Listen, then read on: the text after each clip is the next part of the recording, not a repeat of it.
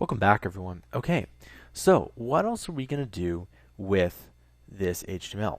Well, the next thing that we need to do is, now that we have a link, what we can do is we can actually add in an image. Now, I'm just going to go ahead and I'm going to delete all of this because we don't really need it anymore. Okay, and as you can see, we have our nice blank editor here.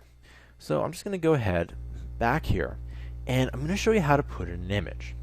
So first of all, you're going to need an image, and I'm going to just take the one from Google. But what we're going to do is we're going to type in image source, okay?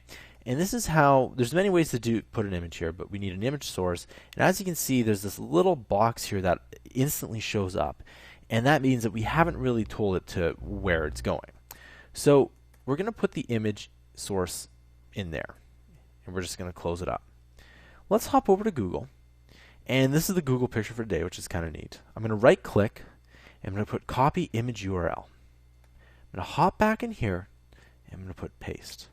And as you can see, this is the image. Now you're noticing, wait a minute, this is a lot bigger than this. And the reason is that just for the recording purposes, remember that I made it bigger.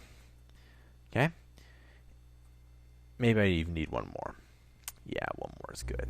So yeah, so basically this is what the code is for an image. Now let's play around with this a little bit more in the next tutorial. I'll see you guys